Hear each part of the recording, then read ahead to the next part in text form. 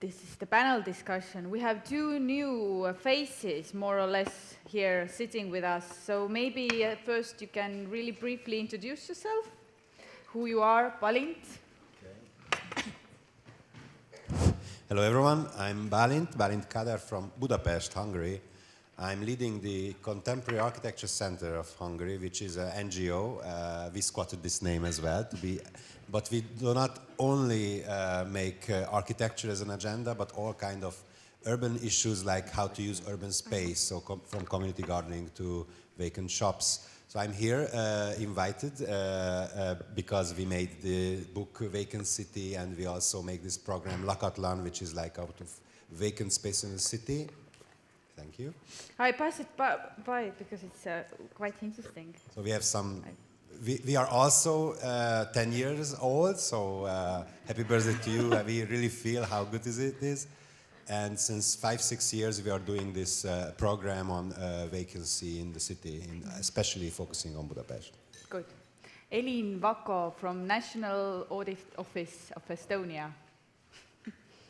Hello, my name is Elin, and I'm working for National Audit Office of Estonia. I'm from the Department of Local Authorities, Local Government Department, and we conducted an audit on supervision of dangerous buildings in municipalities, towns and cities. So, yeah, good. So, and then we have Urban Jeriha. Jeriha, sorry. It's okay. Hello, I'm Urban Jeriha. I come from Institute for Spatial Policies. It is a very ambitious name, but otherwise it is an NGO who does also services.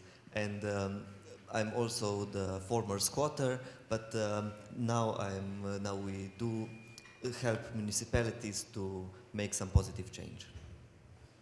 Good. So maybe we start with questions towards the newcomers in a way.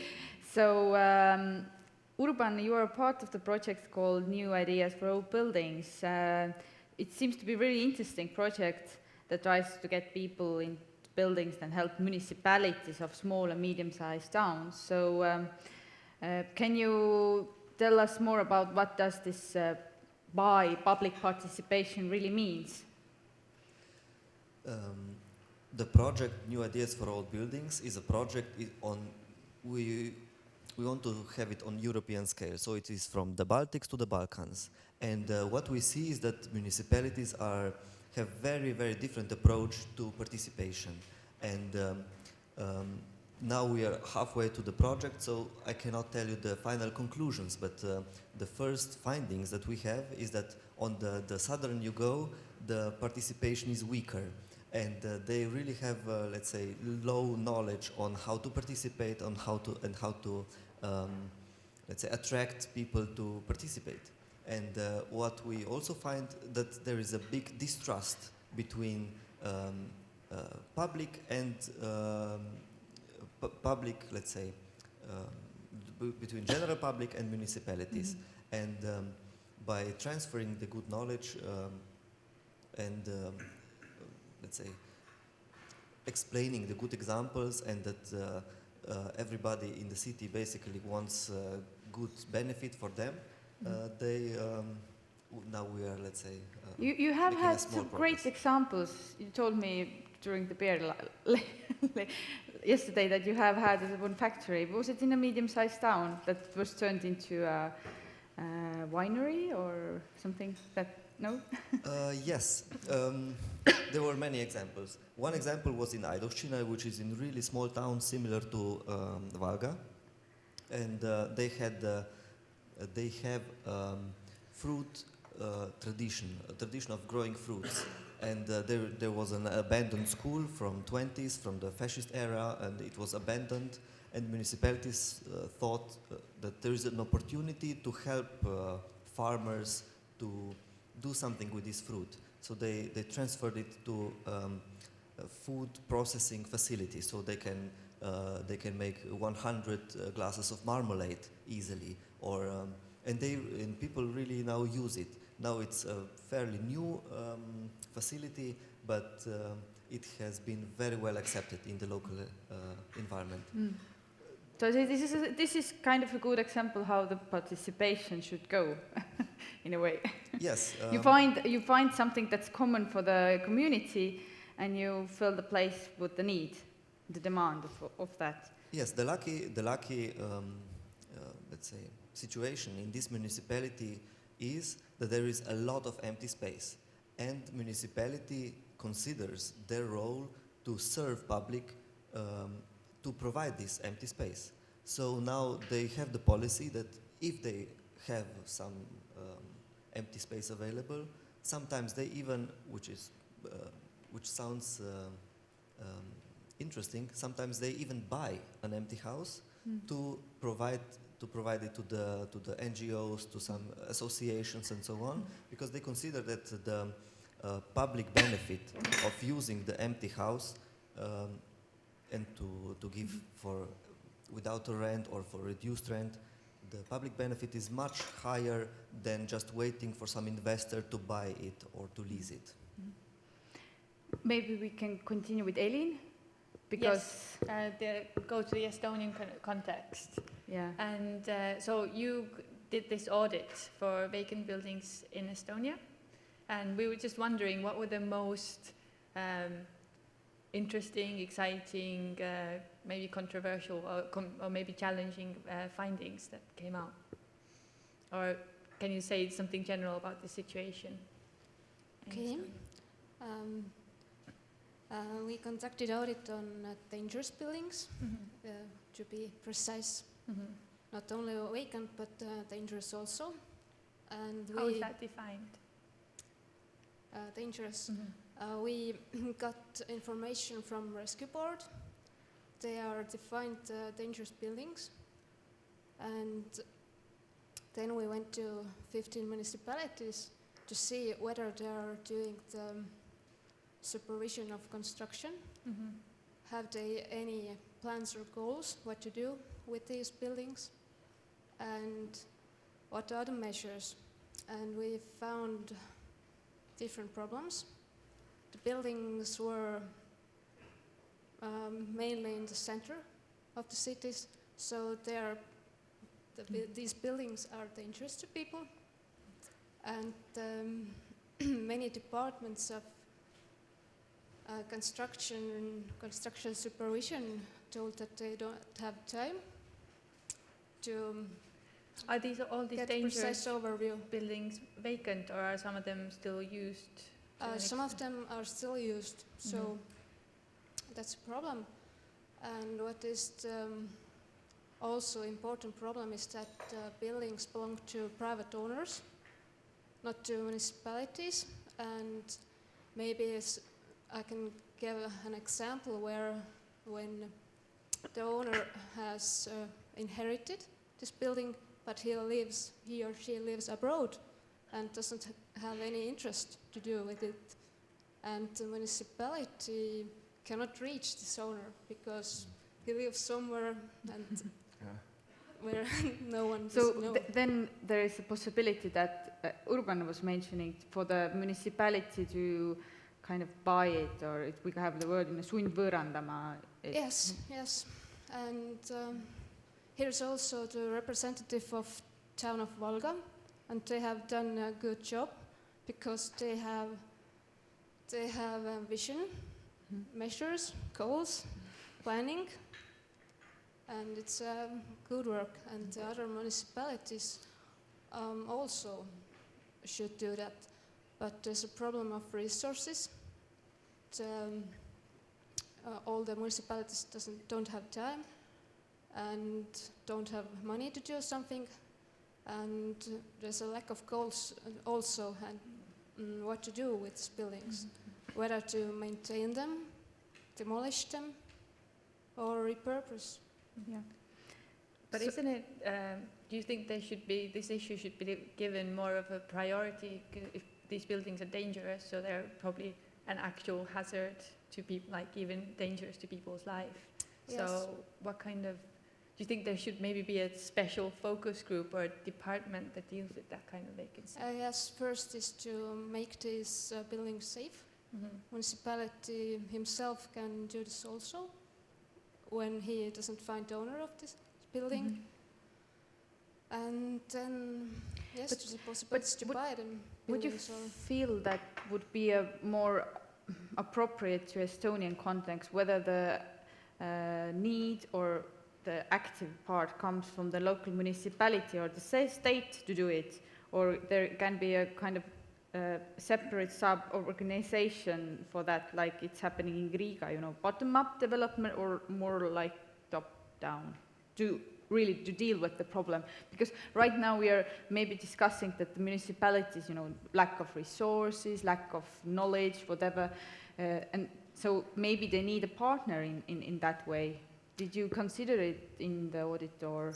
Yes, we found that cooperation between municipalities and state agencies should also be better, and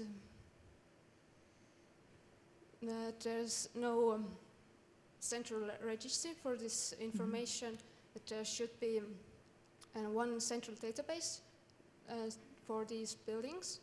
Then there should be also a bottom-up approach, what to do with them in local community also. But from the example of Riga, I didn't understand when they put the stickers on these buildings that who owns these buildings, because you can't just put the sticker on the building who's Why? owned by someone else. Yeah, maybe Mats So is. it's very interesting. You can put a sticker if you say it's arts campaign. It was actually arts action, it was nothing else. And the buildings, like 85% are privately owned, 10% are state and municipality owned, and 5% were bank owned, approximately. Okay, So very it interesting. wasn't planned, you know, it was just action. Yes, but it's very interesting action. I don't know that in Estonia someone has done No. that. It seems to me that in Estonia we generally are not aware of the extent of the issue, or like there isn't a Yes. central database, so oftentimes we don't even know if it's an issue, or I mean we can see that was good data that you showed about the shrinking of Estonian towns, because I guess we feel that Tallinn is, you know, growing and thriving in many ways, so we can't sense the extent of a vacancy in Estonian towns. Yeah. Bálint? We maybe can continue with the question of private developer, because I think we and Budapest have somehow comparable situation what's about ownership of the city itself. So what is the case?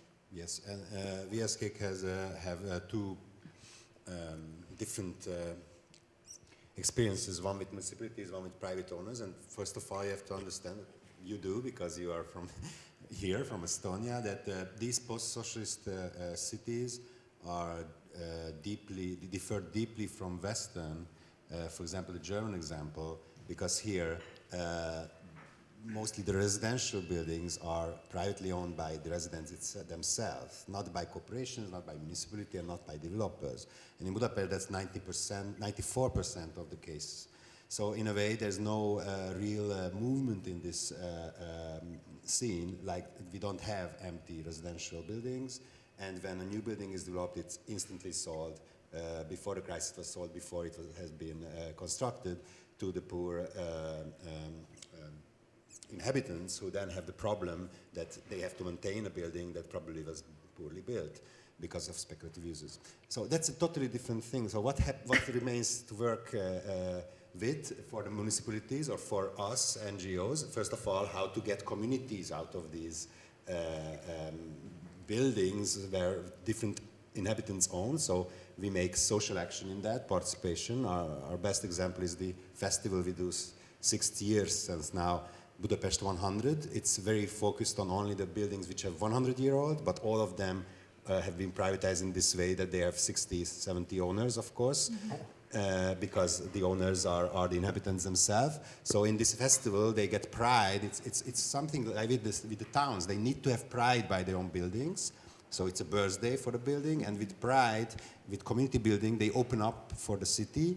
They let in the city, the visitors. They make apple pie and concerts, and then they can act together as real owners. And we have very good experience when these communities began to renovate their buildings, to apply for funds together, which before was unimaginable. And is it to the vacant city topic? Yes, because these buildings are without an owner. They were just apartments, and the common spaces like the courtyards were just empty ground of concrete. And today this is changing. So this is one of the experience with owners. With the private ones, we have experience in the shops, because the shops remained, of course, privatized in that sense, or the municipality kept them for itself, only the shops, the street level, or gave away to developers. And we have this other program, of Lakatlan, the Nyitva Festival, the festival of open shops. And in that sense, we as NGO, with our own experience, help other NGOs, civil society, but also startups to get spaces in the city for low rent, or for this festival. It's a festival of 1 month. It's going right now on free for a month. And for that, we do the other way around. We don't look for empty shops anymore. We do look for initiatives like civil societies initiatives, like NGOs initiatives, like startups, and we have a jury to get the best out of it, to have a portfolio of initiatives, and with this portfolio we go to the owners. And the owners are or municipalities or private owners. And our experience is that private owners are very open. They know what's good in renting out for free for a month their empty shops that were empty for 6 years, and to upgrade it this way. And in 50% of the cases, they then make a contract with these users for a kind of subsidized but still paying rent for the following month. And we have a very bad experience with municipalities who are not open to this. We have the portfolio, they have empty shops for 10 years and so on, empty, and they pay for the maintenance of these shops and also for common fees, but for this 1 month they would actually gain money by not paying these fees, but they are not open to it. So it's very, very difficult for us. Of course, Budapest is a big city with a multiple layer municipality system. We have big barriers. And the third thing is, the last one which we could break through, this barrier is on the community gardens. We introduced community gardens to Hungary, to Budapest in 2011. And with the best practice we did, with private developers who gave us land that they will develop in the future for temporary usage, and then we have to move when they arrive there. Actually, in this case, municipalities had a better understanding of the idea, and now we collaborate with municipalities on these empty lands owned by municipalities, how to convert them into community gardens. So in a way, we as a bottom-up, we work for municipalities to create a community for their empty land to make a community garden. So this is our experience with private and community owners and the situation in Budapest. Yeah, definitely something to learn from. I would ask a question from Anders now, because basically when you started EKKM, there was no organizations like that around, so you started from your own initiative. It was basically a squat, and in your presentation you talk quite a bit about your relationship with the city. But at the same time, did you face some kind of like lack of, were you confused what to do, what next, what happens, how to get around the legal issues? Do you think you would have needed that kind of an NGO or an organization around to help you? Yeah, I think it would have been helpful if we would have had the knowledge and the help and to have somebody to turn to with these kind of questions, but we had to figure everything out ourselves. And of course the municipality of Tallinn, the relation to us was like from the relatively positive indifference up to the harsh hatred, I would say. How did that happen? I don't know. It probably depends from person and their relations, and of course our interest. There was the question of pop-up here, so everything that pops up probably has to pop down as well, and that was never in our interest to kind of pop down. And we had this question actually on the table, whether to pop down in the end of 2009. And when we had this kind of, made the structural change from the anarchist phase to the more stable self-instituting phase. And because running on a very uncertain basis, which is the pop-up and kind of squatter life, that you never know what tomorrow brings, wasn't suitable for us. It was kind of tiring. It was extremely exhausting, and you had no future perspectives whatsoever. So we needed to change that. So we needed to kind of create a little bit more sustainable life for us, and thus we made this kind of institutional change within ourselves, our own structure, and of course I don't know, I have much more belief in municipality or in this kind of city governance, probably because of the deep socialist roots in me. Because I think that, okay, private owners, as I hear, are here brought out as a more positive case, which might be true also in the case of the Telliskivi Creative Hub case, but also I don't, as a citizen, I can't trust them. I must trust the city because I'm the citizen of Tallinn. And I, as a voter, I can turn to city, and in order I can make a difference. But with the private owner, it's always the question of what does he want to do tomorrow, and he doesn't have to answer to anybody except to his own conscience. So there is a big difference between the private owners and the municipality of Tallinn, because the municipality of Tallinn is responsible to me as a citizen. So I think, and we are, especially in the Eastern Europe, we are very rarely making use of this position that we have, actually. It's a power position. We never turn towards it. And I think that we need to turn more to make it happen. And for example, that's why I want to praise, for example, the Telliskivi Selts, who has worked hard in order to overthrow and overcome certain developments within the city space, and has fought a lot of lost battles. But I think that in the kind of long term, they become they are making a benefit, or it's an investment to the future, in a way. But you had some question that I forgot to answer. No, I think I guess more or that less was it. that was it. Basically Yeah. I wanted to ask about your experience. Yes. But I feel like the main question really is having information, and But I must correct also. We had actually a lot of help from one particular person within the city system, who actually informed us, who actually, because the city was not telling us that, we put your lot on the sale, and we want to change it into 5-story office building.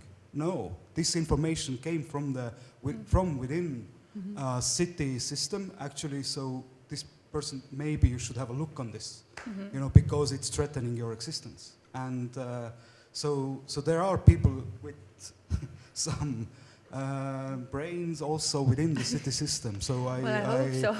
yeah. And of course she couldn't do it publicly, because it would have threatened her job, her position within the city. But I think all the organizations and situations that you mentioned, also Telliskivi as a private developer, Telliskivi as a neighborhood association, as you as kind of a bottom-up squatter organization, and the city, I think for all the organizations it's a lot about having information. So it doesn't mean that, I guess you were saying that private developers don't have to give you guarantees, but at the same time where there's more like education and maybe even ethics in terms of development, it could be a good thing. Another interesting thing is a whole big topic that we wanted to touch on that you mentioned is this aspect of temporary uses. Because as we mentioned a lot, it's a trend, it's something that's very important. That's like Free Riga does that, you do it, all the organizations do it. But is there something that's specifically good about these projects being temporary? Is there a benefit that comes from them being temporary, or is the fact that they're temporary just the way of kind of the way it can be done, you know? Because I think it's probably quite challenging to be from a user perspective in a temporary situation. What temporary situations do is that you can concentrate a lot of energy into one moment. It can't last, though. So the benefit is its greatest weakness as well. So you can energize, you can make a great event, but you can't make it last. And temporary things, they don't have a future, or they have to transform themselves constantly, or to become something else, which is, in some point, it's great, because you never get really tired of yourself. But on the other hand, it's also very exhausting. It's nerve-breaking and so on. So you end up like a kind of nervous wreck. But then you have a cycle of comment temporaries, like one temporary users can, end up in another temporary users and so on. So it can overlast, but it's like a continuous high road of. Exactly, because you have no stability in your practice, and at some point you don't need it, but from a certain point onwards you are going to need it in order to survive somehow. I think that's especially important now because all the organizations are 10. We're all like, the people who started in early 2000s are probably like, getting closer to their middle age or something. So like they want, like all these organizations change and people who run the organizations change as well. That's what you say, it cannot last, and I totally agree. It's a very big question, and actually I proposed the discussion after of this topic. So what I think is the benefit is that you don't have to plan, you can try out, just as your first slide, your quotation. And in this sense, it cannot last, no, it's not based on a process, on a traditional process of development of planning, constructing, maintaining, but it's a continuous maintaining. Yes, maintenance in temporary needs much more energies, but it doesn't need planning and to some extent construction. And that saves a lot of energies that can be put in maintenance, which is not the maintenance, which is the running of the event itself. So in a way, this is the eventification of the city and the development, the real one, not the one that Archigram imagined in the 60s, the event city with big technology, the real one, when the people are doing the city itself and they don't need the resources and don't need the planning. And why I retain is important, and it's not, for me, it's not a trend, but it's a new era that we, maybe in 2006, when all our organizations were founded, that could be marked the new, the age of the new era, when we actually don't believe anymore in long-term planning because all utopias failed. All planners, no, okay, we all learned from them, but me as a young urbanist and architect, I would say that all utopias based on how to plan a future society were in time obsolete and caused more problems than originally. Of course, they resolved a lot of problems temporarily. So in a way, if they only resolved, for example, after-war, the housing estates only resolved housing as a temporary 20-year period because after they caused problems, why just not think in temporary as the strategy? And I think this era is like that. So we try out things and we have an eventification of what we do, and it's exhausting, but I think we don't have to spend all these millions of euros in planning and concrete, but we can spend, if we could spend 1/10 in this, we would be happy to do this all our life. I think you're with me in that. But I think this aspect of it being exhausting comes from the perspective of users not knowing what happens. Is it next, bad? isn't it? Is it That's- bad? Did I we guess know that's in something- the 1970s what will happen next? No. Yeah, I guess so. I think it's a good thing. So uncertainty gives us a lot more creativity, but not only to us But do you planners, think but that to the society. that's something that's mainly valid for the cultural sphere? What about temporary uses, let's say in housing, let's say in social issues? The same. I come from this Budapest. As I told you, everyone owns this house, and there's no mobility, for example, because they have that building and they cannot sell it, so they just stay. No, I think temporality, even in this sense that, for example, in Hungary, did not arrive in housing, is liberating. It's liberating. It gives you freedom. It gives you more mobility, flexibility of your work. You can be more productive. You can be more social because you can live wherever you. I think in all aspects we are living slowly this revolution on we don't want to plan our lives to 80 years and to our next generation, but we want to do it right. And in this sense, like now you're sustainable, planning for today and see what you can do. Maybe we can continue with probably the one that we are imagining if we're talking about temporary use is these cultural activities a lot. But maybe Thomas, you can tell us about, are there like more themes or topics how to fill empty? What are the It can't different? endlessly be studios, museums, cultural events. What other types of temporary uses are there that should be considered? I want to go a little bit deeper. You said that the time is over where towns are planned or cities are planned by master plan, and now we have a period where we will plan by temporary uses and shorter periods of usage. I think in the moment we learn to create cities, make more flexible. And what is going on in these buildings here is experience what kind of building is able for where you have only low to spend low money for change to use and things like that. And after we will build buildings in that way. I think, and I think that. It's very obvious that all things will become shorter times of usage, and Like you quicker, see shorter the cycles people live of not so development. long time at one place, and they go to other countries, other places, and so it's very important, and it's very easy to change the kind of the usage and things like that. And that we have to learn now, and then to construct buildings in that way. This must be this. So the experience we get from temporary usage. But on the other hand, you must, the infrastructure of cities, you must think sustainable. Yeah. Yes. I think Bálint thought it as in a way, but really in Bremen case, what are the different uses besides these cultural activities? Are there, for example, we imagine that this could be a kind of solution in a small or medium towns, cities. We all say in Estonia we have cities.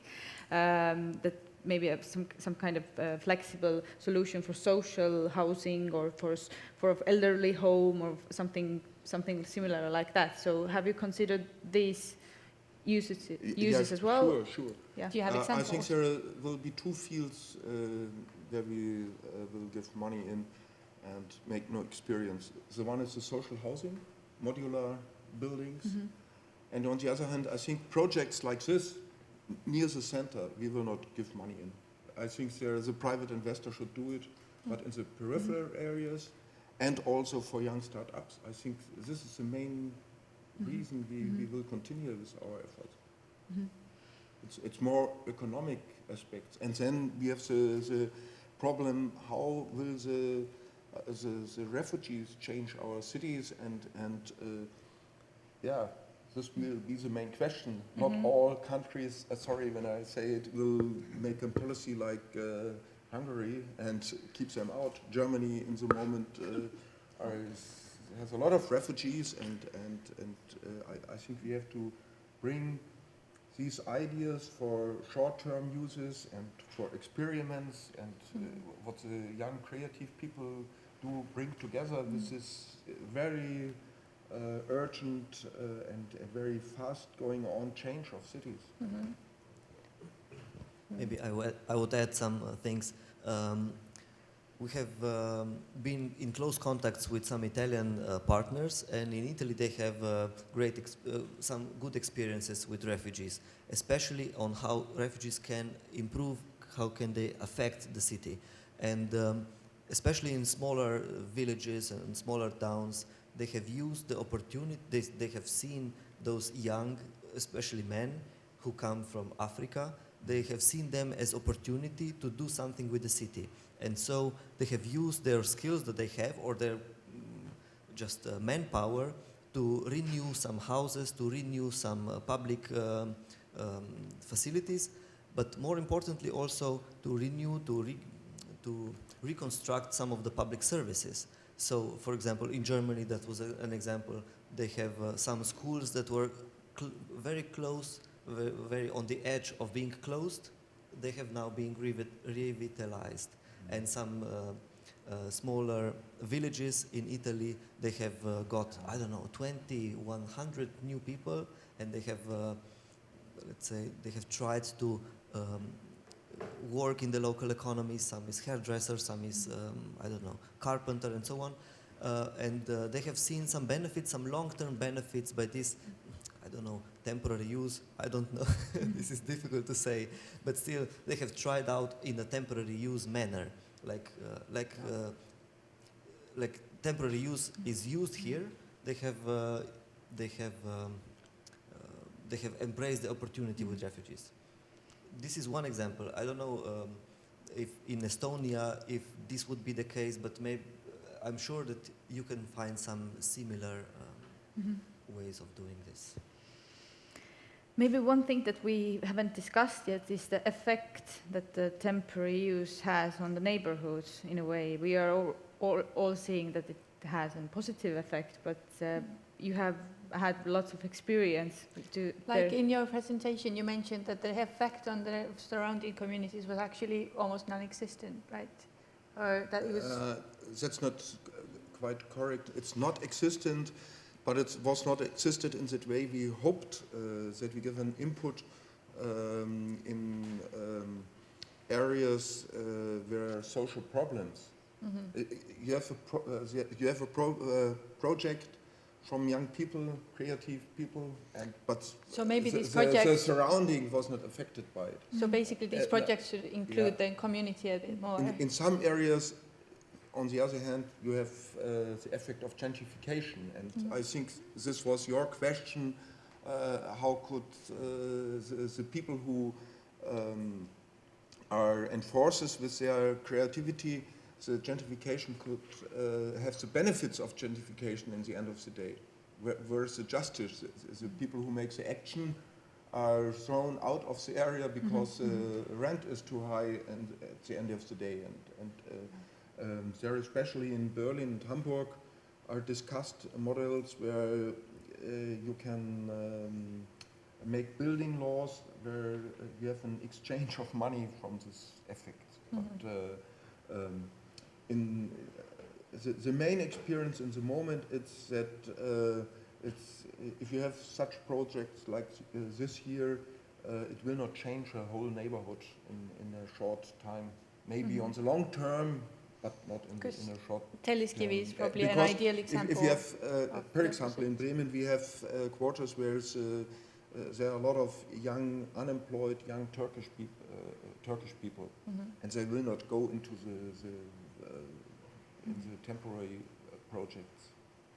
They have their own community. So all these community, and to bring this together is very difficult. It's a bit difficult. Yeah. Do you see it not possible? No.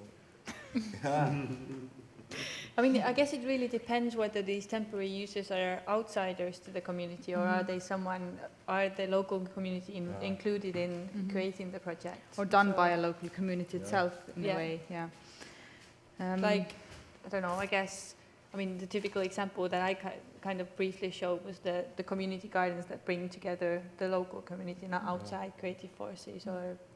So maybe in that case it could have an effect on the whole neighborhood, because deprivation obviously has an effect on the neighborhood. Like you mentioned, the psychological effects it has on the community. And one sentence to this point. we also make the experience that urban gardening is a good way to bring the people together. But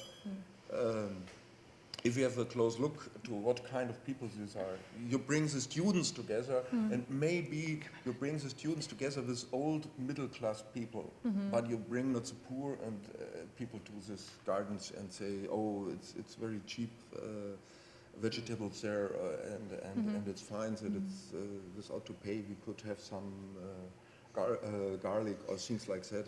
So maybe it's a longer process. The poor people go to the supermarket and go and buy their garlic. But in Berlin, the community gardens bring together immigrants with local people, and that's very important. This is the same experience we make. This is So easy to bring the people together, but not the different social groups. So you mean that this temporary use or using vacant spaces is actually like a middle class privilege type? Yeah, in some cases it is, but anyway, it doesn't matter. I think it's important that if you have greater areas with where there are abundant spaces and houses, it's good to have such islands of other people, and on the long run they will enforce something, another development, but not short term. But there are also negative consequences sometimes of this temporary usage. If you allow me, I want to give you a negative example from Budapest, which was not done by us, fortunately. These are the ruin pubs. If you went to Budapest, anyone from the audience, and you're quite young, you probably went to ruin pubs, no, to have for the night. And they are the new touristic brand for Budapest as well, for young people.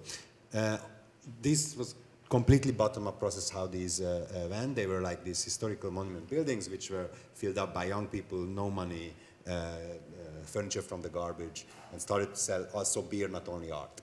Now, the effect of this, which was a temporary usage of these courtyard buildings, which are residential buildings, but because they were protected, they were not privatized, that was a very negative effect, is they stopped the positive gentrification of that neighborhood, and actually they made a museumification process. In the early 2000s, young people, students were buying apartments in this neighborhood. It's let's speak about the 7th district in the neighborhood, to move there. It was a very low range neighborhood, and they were gentrifying it in this sense. Budapest people, new people. Now, after the ruin pubs were open, they were even more buying apartments, but at a certain point it turned out to be too disturbing for the local residents to live there. So now all those apartments that were bought by young people to live there are Airbnb apartments, and only tourists live in these apartments.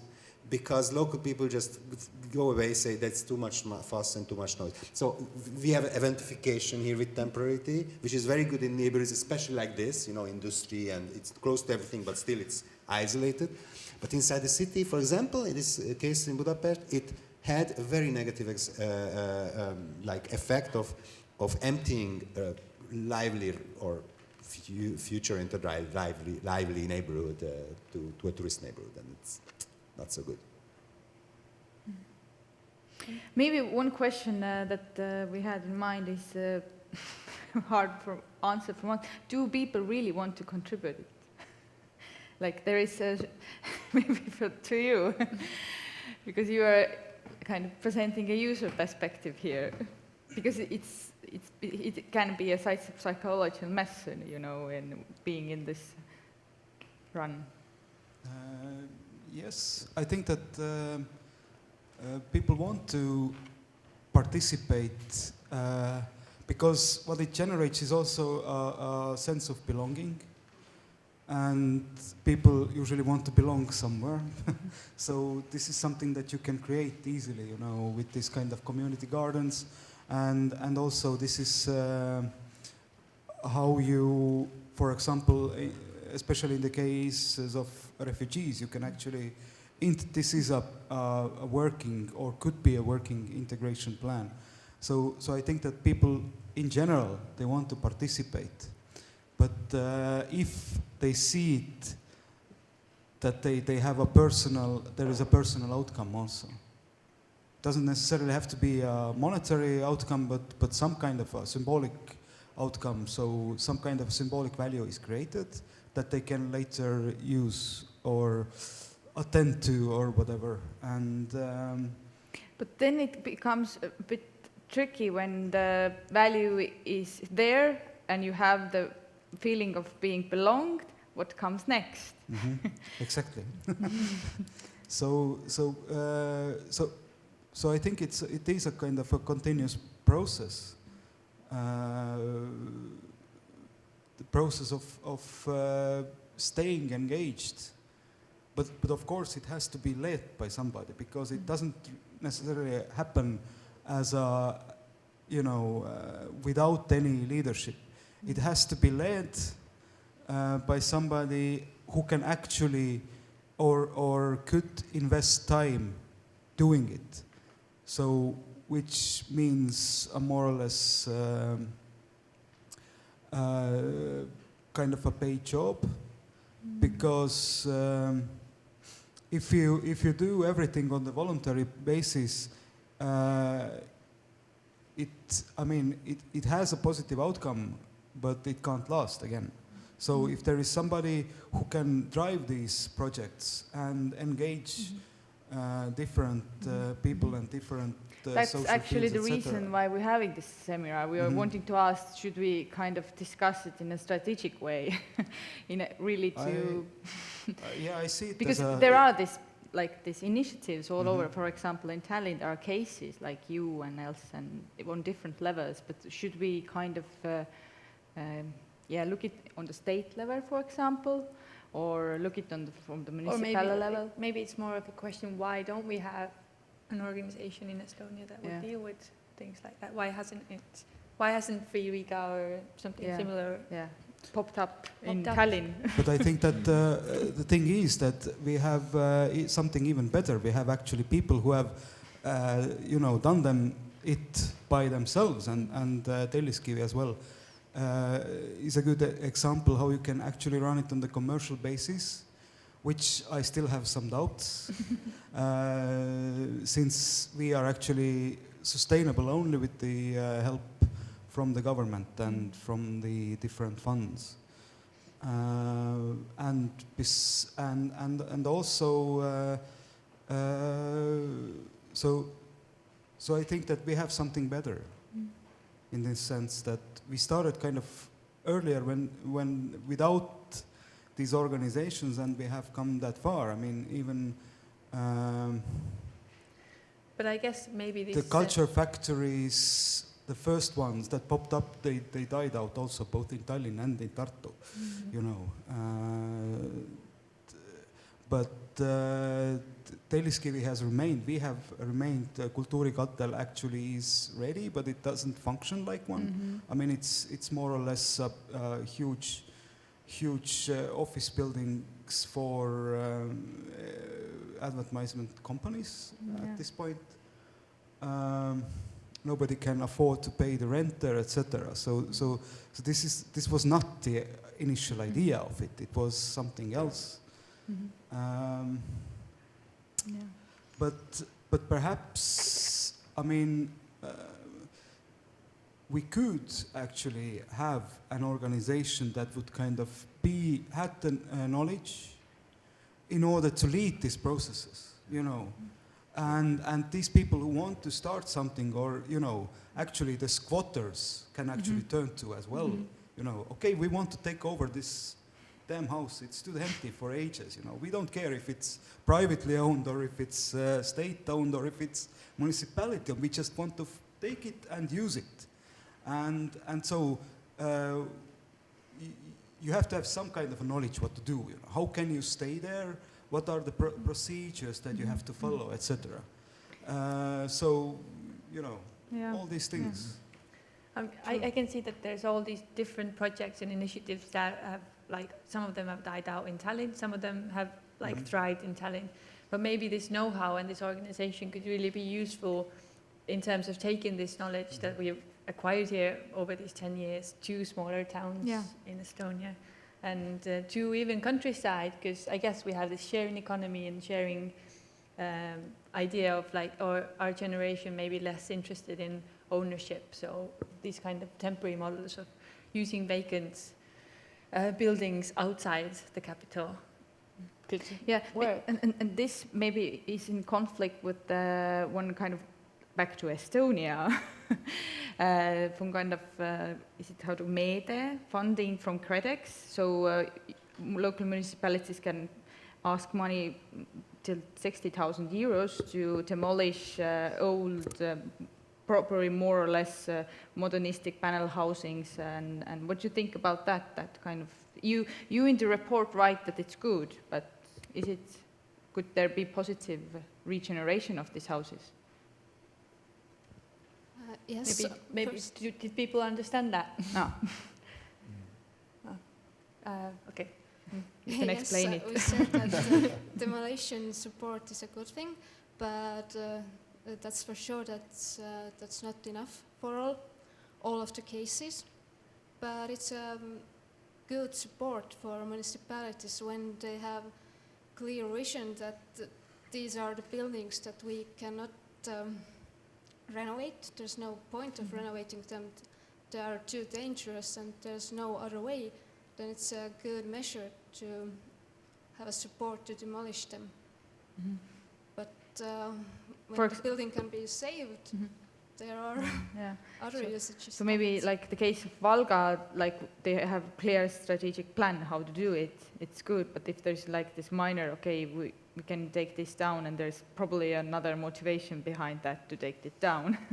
So because the motivation is more or less to, okay, to get rid of the danger itself, but it can be a motivation to sell the land and so on.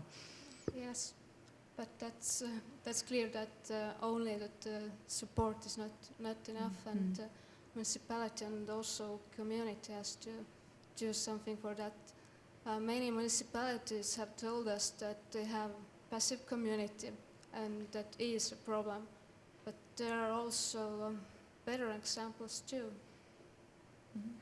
When the community also has some kind of ideas and what to do. Someone told that the municipality is not a good partner, but the problem is that the municipality has to act according to laws. They have every restrictions, public procurements, etc. So For that, we have a special brainstorming session today happening that's dealing with this, unfortunately only in Estonian, but it's really concentrating about the legal word around that, how to really reappropriate building, what are the obstacles, what to do, what kind of types of contracts we should have. But the time has run out. Maybe we can, did you want to say something? Maybe we can have questions from the audience as well for the panelists. Yes, but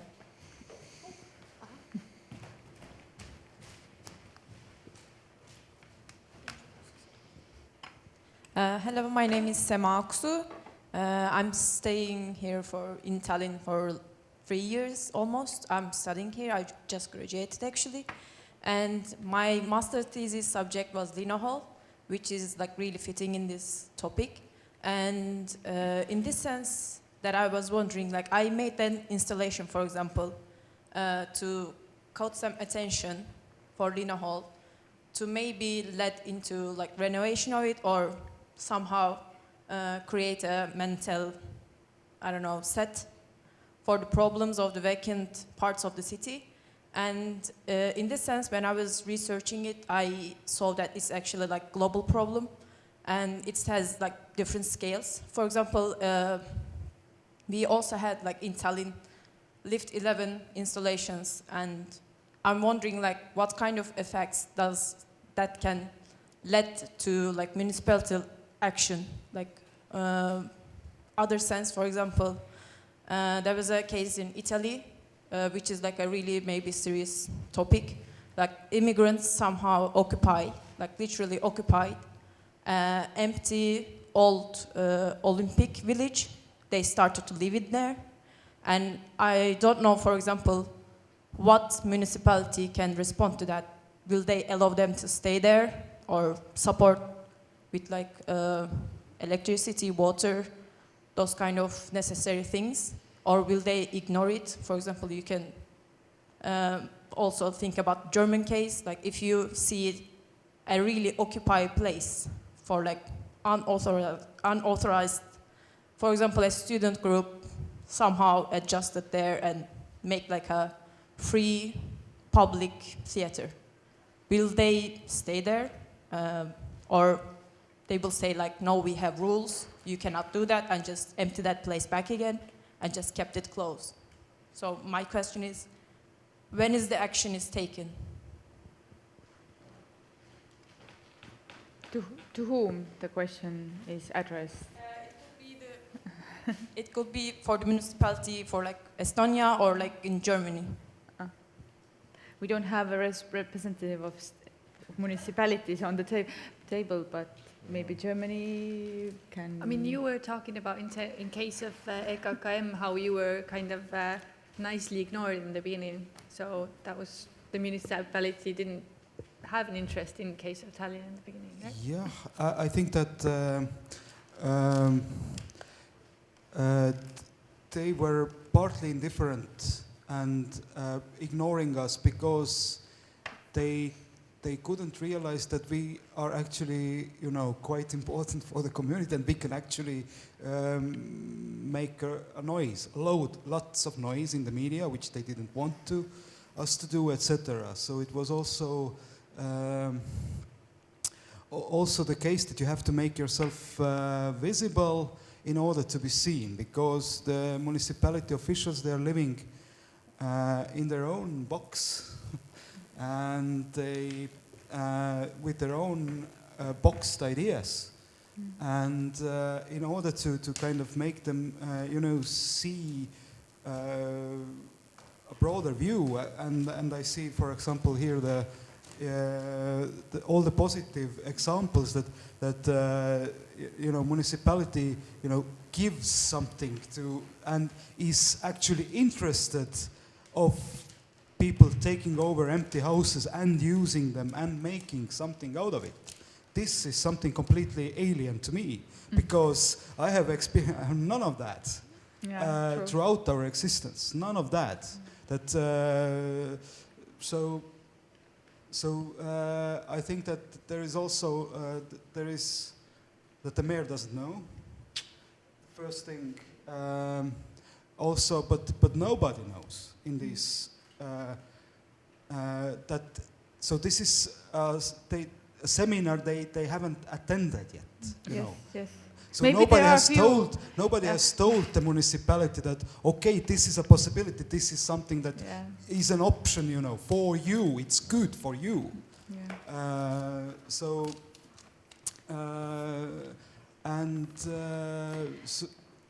I think it's very selfish, to be honest with you, audience. The selfish goal for this seminar is to find the activist group that would go to the city and tell this to the city, because Estonian Urban Lab can do it in a way, but not really push it so much. So hope the people would be here. We have a question. Yes, I see Maria.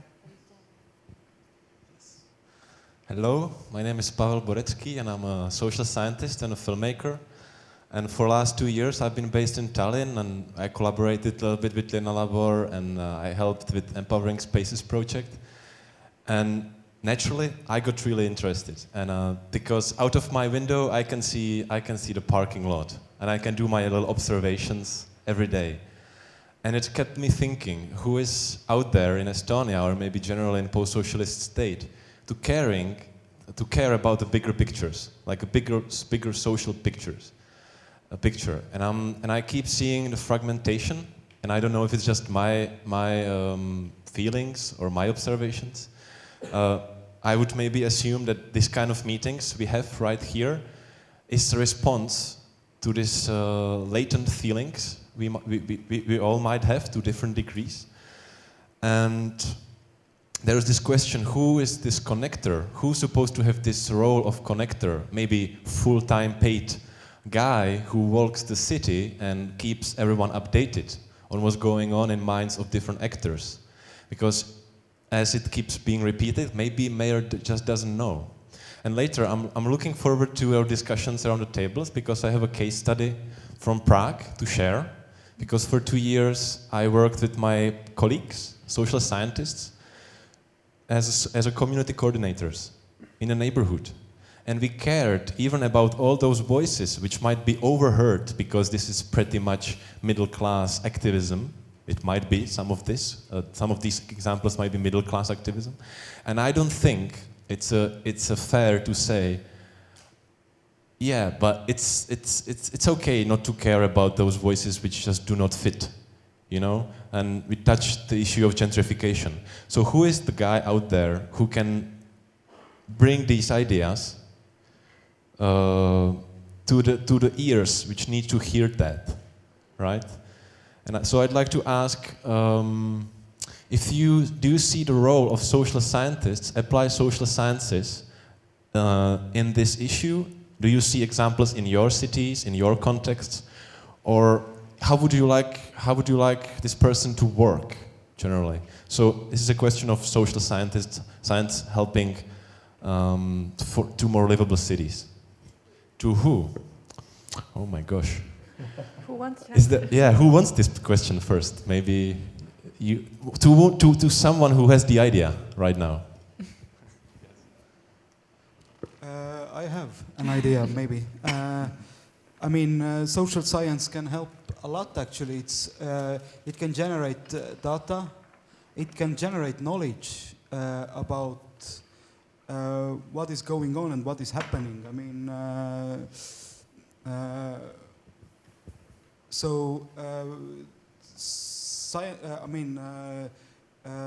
what else can they do?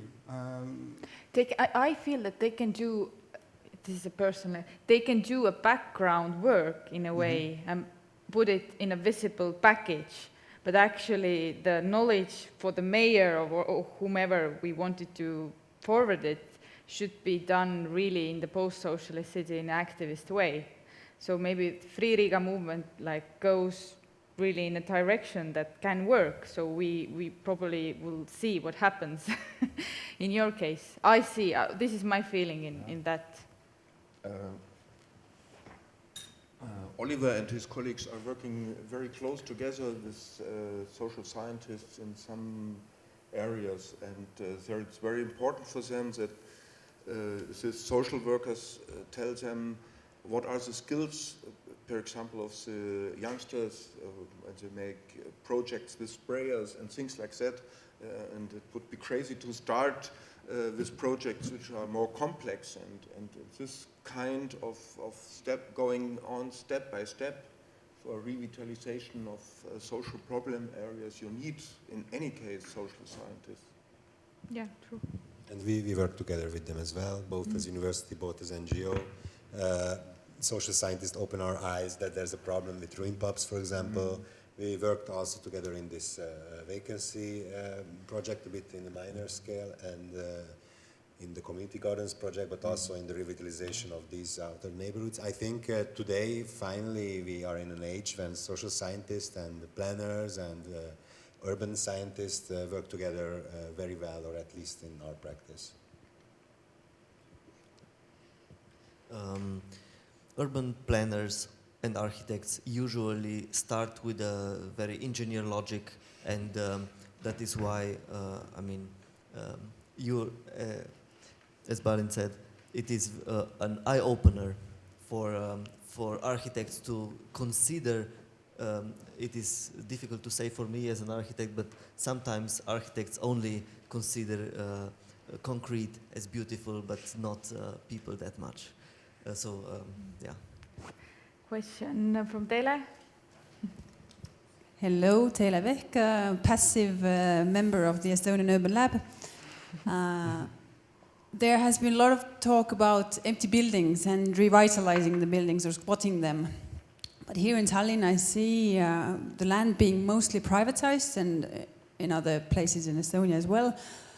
The problem of vital cities being in the plots, empty plots, waiting for development plans or waiting for construction permit or whatever. So they can be empty for 10, 15 years. And the practice that has been very active and is a very clever business model is either Europarks or city parks. So creating parking lots as temporary use of these places. And I think I don't have a question, I just want to raise the issue, and this topic will be discussed in my brainstorming session, so welcome there as well. But how to create this kind of also demand for that more, like how to use these plots in a more maybe socially responsible way, how to create that awareness among the real estate developers, like the plot owners, and also how to, from a, say, community side or some kind of activist group side, how to, I don't know, occupy or claim the right for these places that are actually very vital for the neighborhood or for the whole city. Like if you have good ideas, then just share them. It depends who is participating. It can be in English as well.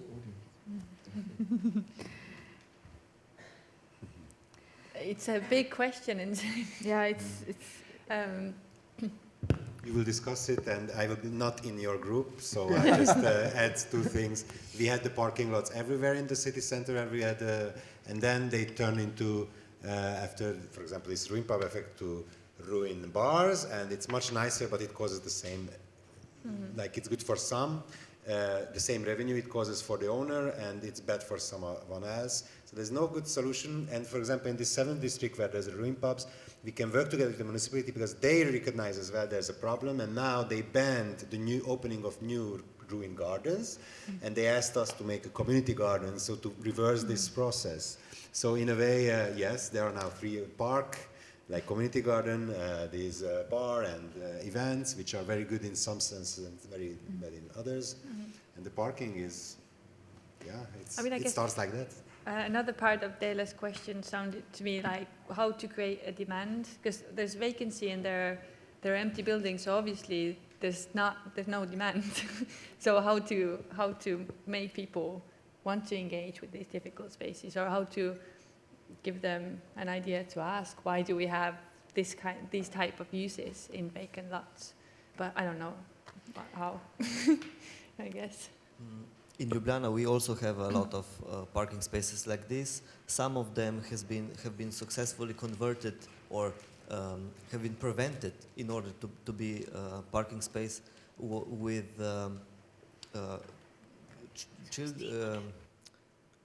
playgrounds for children. That is one. With community gardens that we've heard a lot today, and with some sports facilities.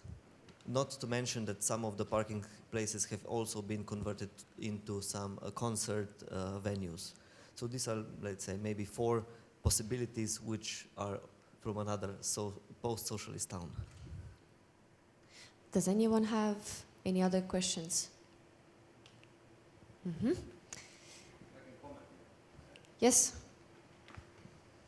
I'm the black sheep in the room in the sense that the very existence of us is contradictory to most of the projects going on around us. But just from the business point of view or landowner point of view, that where I see the problem is that what was also brought out, that everything is a pop-up. That even though it is, I think that it's a mindset issue, that it should be looked at more like a startup thing. That it's you talk so much about this temporary use and what could be the temporary use and so on, but we kind of should go beyond that. That what is the ultimate use still? That basically startups and pop-ups are the same thing. It just starts from the other end. That if the startups are made in order to be successful and most of them die, only a few live, then pop-ups are made with the intention that they die out in a few years, but only for some reason a few still live on. That it kind of, we shouldn't focus on the temporary use, but something that through the temporary use could be still kind of sustainable in long run. And it's too much like project-based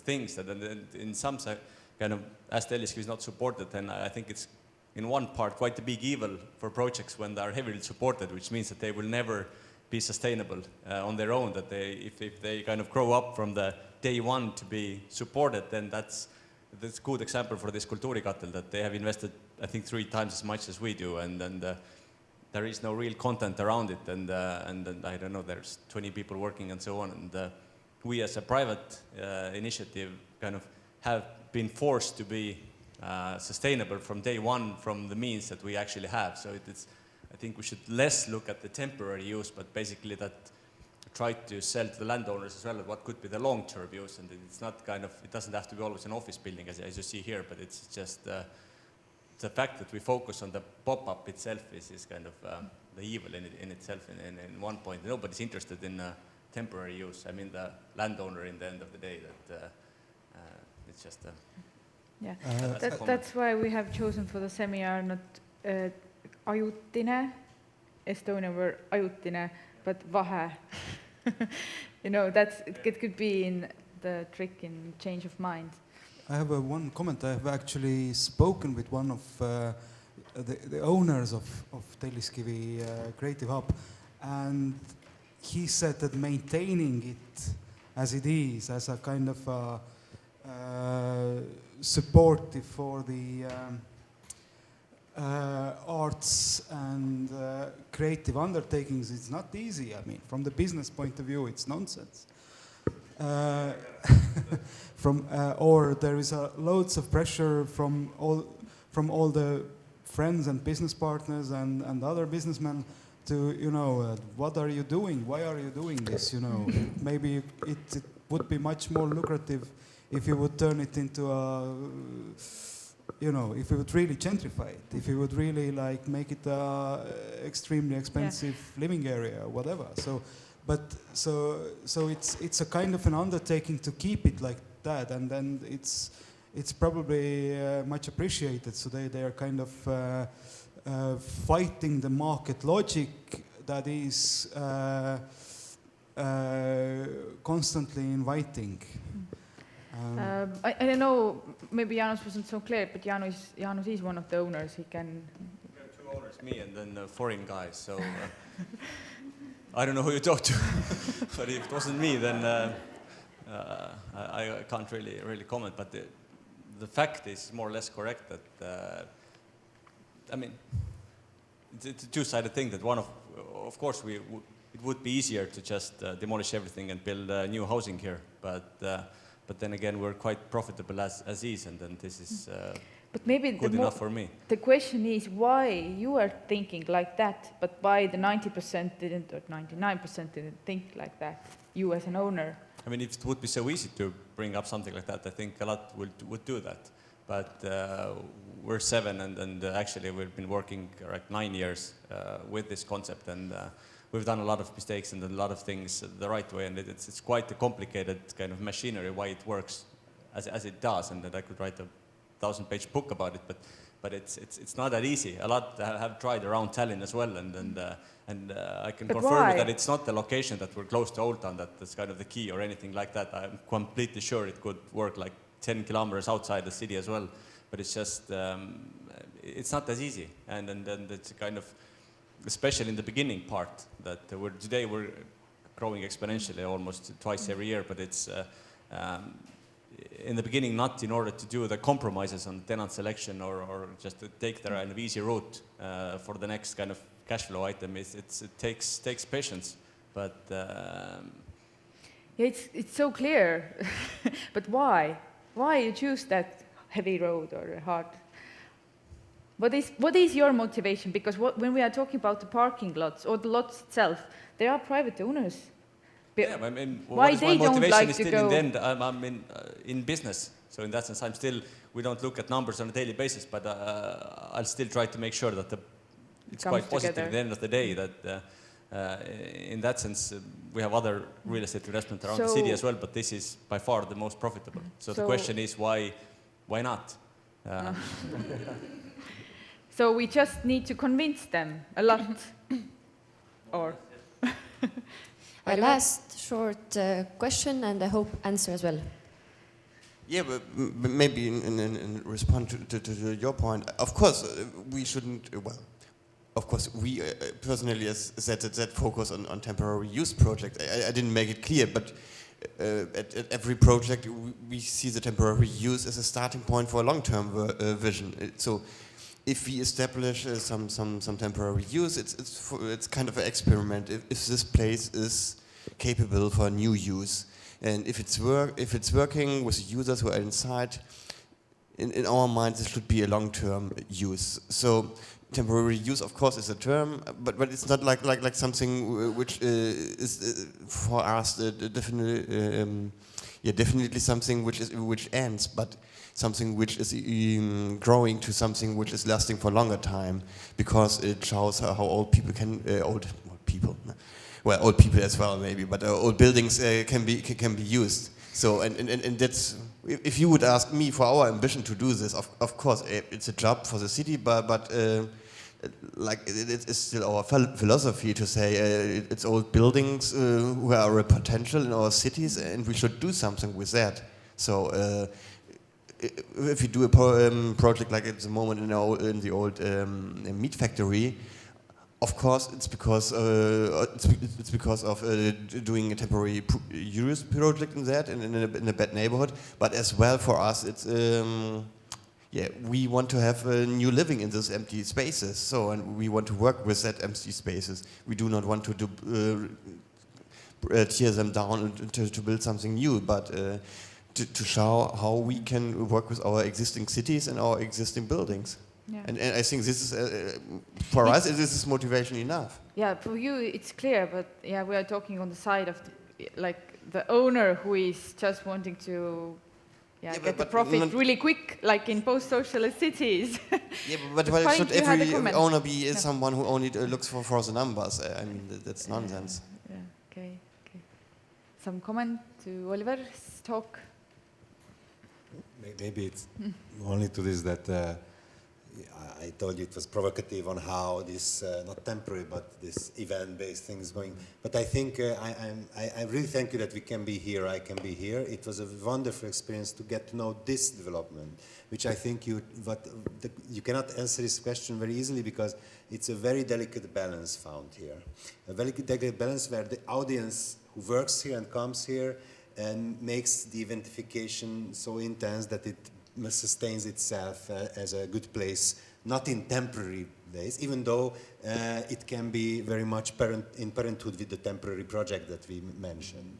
And then in an economical way, it becomes feasible. So I think this case study, it's very good that this conference is here, because this case study shows that actually we are searching for answers, but it's not an academic thing on how to research on how to do it. It's a balance on how to activate people, creative people, to be in such a good environment and such a communication with each other, to want to be there and to have this pride of, okay, we sustain this city, you know? So I see this is not temporary, but as kind of this era we are living in, this is a good example, and many more will arrive in other cities, I hope in Budapest as well. Yeah. Quite a good conclusion to our panel. So thank you all.